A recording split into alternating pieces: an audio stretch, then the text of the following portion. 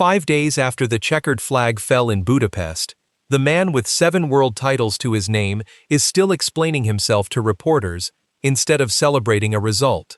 A 3-place grid penalty, a 5-second time penalty, a finish behind his own teammate. Those are the confirmed facts. What is not confirmed, what may never be fully confirmed, is the question now circulating through the paddock. Is Lewis Hamilton being held to a different standard than everyone else on the grid, or is he simply the author of his own misfortune? Some believe the stewards have quietly built a pattern against him.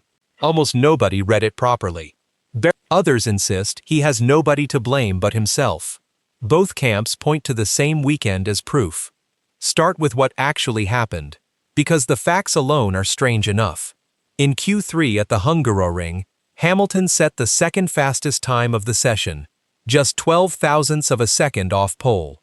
For a moment, it looked like a statement lap from a 41-year-old in his first real title fight in years. Then, after crossing the line, he slowed on the main straight, unaware that Oscar Piastri was still on a flying lap behind him. Piastri had to take avoiding action through turn 1, running wide and aborting his attempt. The stewards reviewed it, ruled that car 44 had unnecessarily impeded car 81, and dropped Hamilton 3 places. He would start 5th instead of 2nd.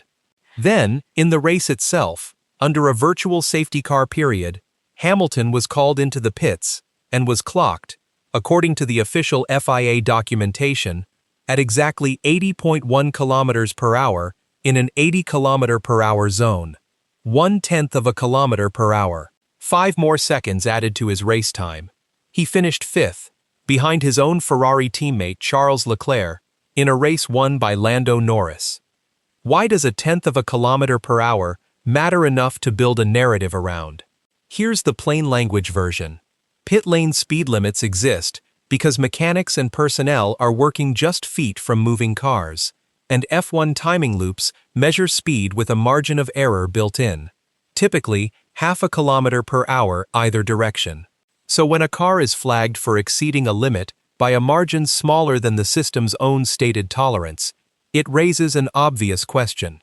Was this really a violation, or was it a measurement sitting right at the edge of what the equipment can reliably distinguish? The stewards ruled it was a clear breach. Hamilton, and a number of observers, weren't so sure. Rewind slightly, because this was not an isolated incident. This was the 4th penalty of its kind in 3 consecutive race weekends, and that repetition is what turned a single steward's ruling into a full-blown storyline. At Silverstone, Hamilton was penalized for a false start, a call he protested, and one the FIA ultimately reversed in his favor after review. At Spa, he collected a 5-second penalty for a first-lap collision with his former Mercedes teammate George Russell, a call Russell himself, publicly, described as a normal racing incident rather than something deserving of sanction.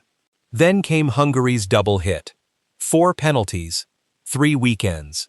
That is the number driving the entire conversation, and it is a verified one. So which is it? A driver on an unlucky streak, or a driver who keeps finding new ways to put himself in the steward's crosshairs? The reactions from the paddock split almost immediately, and neither side has backed down. On one hand, there's Hamilton's own camp, and a portion of the fan base who point to the accumulation itself as evidence. 4 sanctions in 3 weekends is statistically unusual for any driver, let alone one of Hamilton's experience. On the other hand, there's a blunter school of thought, echoed by several F1 commentators. Don't give the stewards opportunities in the first place. Under this view, every one of the 4 incidents involved Hamilton doing something that, strictly by the letter of the regulations, warranted scrutiny: moving before the lights went out, making contact with another car, blocking a rival's flying lap, exceeding a limit, however marginal. Neither interpretation has been disproven. Both remain, for now, equally arguable. What makes this harder to resolve is Hamilton's own reaction in the moment, which was raw enough to become the emotional center of the entire weekend. Over team radio, after the pit lane penalty was confirmed, he vented directly to his engineer. Every opportunity that I give those stewards, every single time they give me a penalty. It's a quote that reads two ways, depending on which side you're already inclined toward. To his defenders, it sounds like a man who has run out of patience with a system that won't give him the benefit of the doubt. To his critics, it sounds like a driver admitting, almost accidentally, that he keeps giving them opportunities to act. Hamilton himself seemed aware of that tension when he spoke to media afterward. He didn't claim total innocence. "The last two races have been pretty bad from my side," he admitted, before pivoting to the structural complaint that stewarding inconsistency had been raised directly with race control in the driver's briefing, where he said other drivers had, in the past, made similar starts without punishment. Layer in the technical detail here, because it matters for how seriously to take his complaint. Hamilton specifically referenced the Silverstone false start ruling, saying that in the briefing, drivers discussed the standard. As long as a car doesn't leave its grid box before the lights go out, it shouldn't be penalized for movement alone. Hamilton says the stewards agreed with that principle when reviewing his case, which is part of why his protest was accepted and the penalty was reversed. That's a confirmed, on-the-record detail, and it complicates the "he just needs to stop causing incidents" reading of events. If the stewards themselves acknowledged a flaw in how the false start was judged, that's not simply Hamilton grumbling. That's an admission, on some level, that the process had room for error. Whether that same margin of error extended to the pit lane speeding call in Hungary is unverified.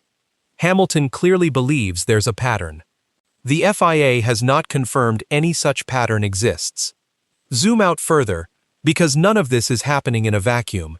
It's happening in the middle of the most serious title fight Hamilton has been part of in half a decade. Before this run of penalties began, he was within striking distance of Kimi Antonelli at the top of the standings. After Hungary, that gap sits at 50 points, with Antonelli's third-place finish extending his lead while Hamilton was demoted to fifth. 50 points, at this stage of a season, is not an academic number. It is the difference between a title fight and a damage limitation exercise. Every penalty in this run has cost him track position directly. The grid drop cost him a front-row start. The race penalty cost him a position to his own teammate. Is this genuinely reshaping the championship battle? Or is it a rough patch that a driver of Hamilton's caliber has weathered before and will weather again? The math says the gap is real. What caused the gap is still very much a matter of interpretation. There's a version of this story that goes back further than 3 race weekends, too.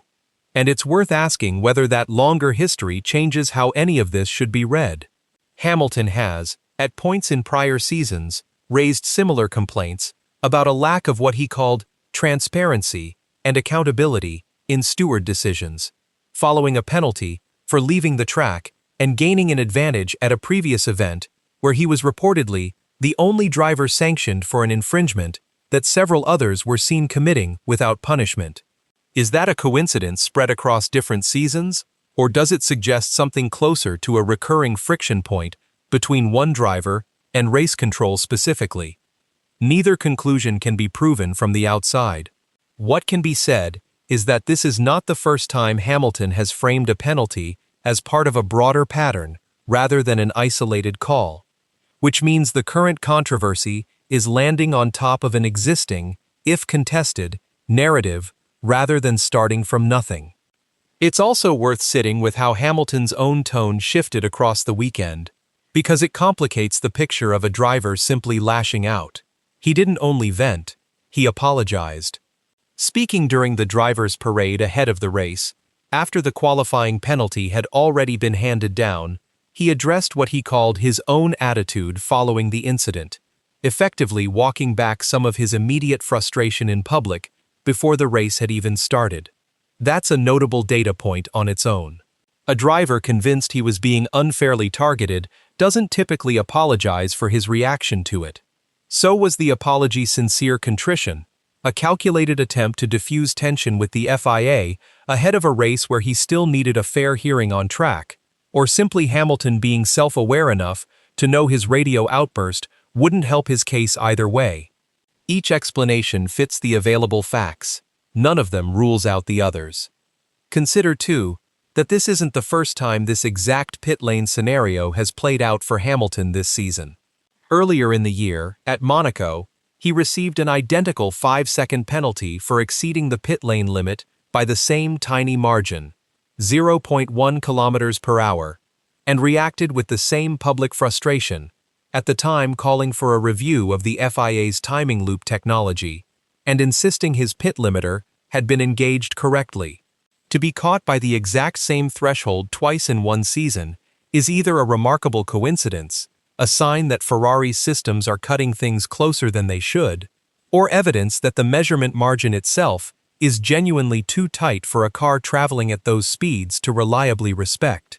Nobody outside the FIA's own data room can say for certain which explanation is correct, and the FIA has offered nothing beyond confirming the raw numbers. There's also the matter of who else was affected that same weekend, which either supports or undermines the idea that Hamilton is being singled out, depending on how you read it. Kimi Antonelli, the very driver Hamilton is chasing in the standings, was also hit with a 3-place grid penalty in Hungary for failing to slow sufficiently under yellow flags after Max Verstappen spun. That penalty dropped Antonelli from an original qualifying position down to 7th on the grid.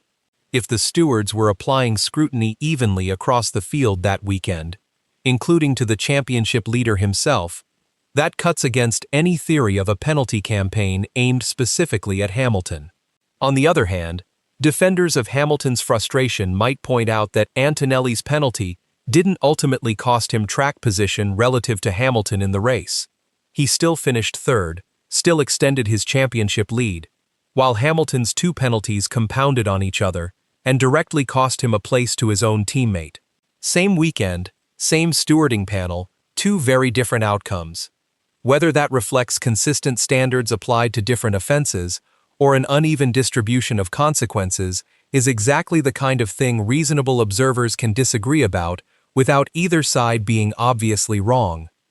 There's a quieter detail from the weekend that adds another layer too. Hamilton was reportedly among a handful of drivers who skipped a scheduled meeting between the grid and FIA race stewards ahead of the Hungarian weekend, a session that had been arranged specifically to discuss the driver's standards guidelines following the Spa incidents.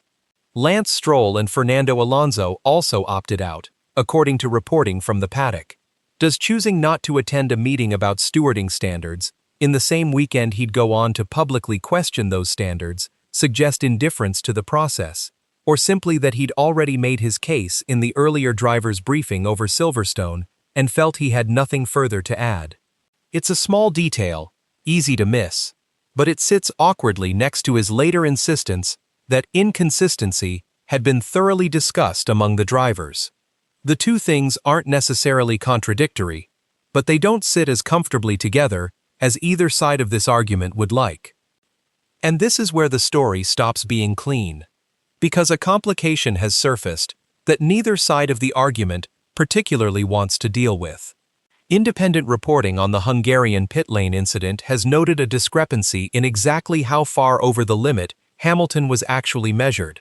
Some accounts citing 0.1 kilometers per hour as the FIA's official figure, others suggesting the real reading, accounting for the timing system's stated margin of error, may have been closer to 0.6 kilometers per hour.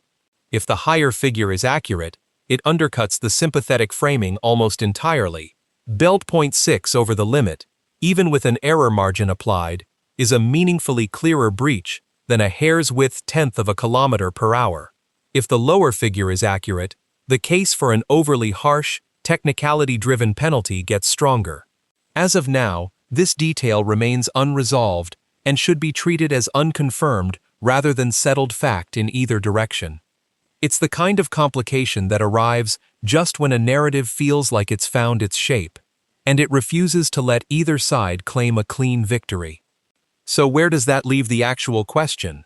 Was Lewis Hamilton hard done by in Budapest, or did he simply hand the stewards 4 opportunities in 3 weekends and pay the price each time? The honest answer is that both readings survive contact with the evidence. The Silverstone reversal shows the system is capable of getting it wrong and correcting itself. The Spa penalty, disputed even by the driver who was hit, shows stewards are willing to rule against Hamilton even when the other party involved doesn't necessarily want them to. The qualifying impediment in Hungary was, by Hamilton's own admission, largely down to a communication failure on Ferrari's side rather than any deliberate act. And the pit lane speeding penalty sits exactly on the border between negligible technicality and legitimate breach, with even the underlying numbers still in dispute. There's also a quieter number worth holding on to through all of this. Hamilton had, by the summer break, already surpassed his total points tally from the entirety of last season. That's easy to lose in a story built around penalties and radio outbursts, but it's a real, verified detail, and it complicates any narrative that paints this simply as a season falling apart. A driver who has already outscored his previous full campaign, while sitting 50 points back with half the year still ahead, is not obviously a driver in crisis. He's a driver in a genuine fight, one where every lost position stings more precisely because the underlying pace and results have been strong enough to make the title fight real in the first place. Does that context make the penalties feel like a bigger injustice, robbing him of a campaign he's otherwise built well? Or does it suggest the opposite, that the margins at the front of this fight are now so fine that even the smallest self-inflicted error, a tenth of a kilometer per hour, a badly timed radio call from the pit wall, becomes the difference between staying in touching distance and falling out of it? Both readings point to the same 50-point gap. Neither one explains it away. What happens next is the part nobody can answer yet. Hamilton says the FIA is reconsidering how false starts are judged going forward, which suggests at least one piece of this saga may end in a rule change rather than a resolved dispute. Whether that same scrutiny extends to pit lane measurement standards, whether the 50-point gap becomes an insurmountable deficit or the low point of a recovery, whether this run of penalties gets remembered as the moment stewarding bias became undeniable or the moment a 7-time champion simply had a bad month, none of that is settled. The paddock has reacted, loudly, in both directions. The stewards have said what they're going to say. The only thing that hasn't happened yet is an ending, and until the next race weekend, the next steward's decision, the next radio message crackling with frustration, that's exactly where this stays, unresolved, contested, and very much still being written.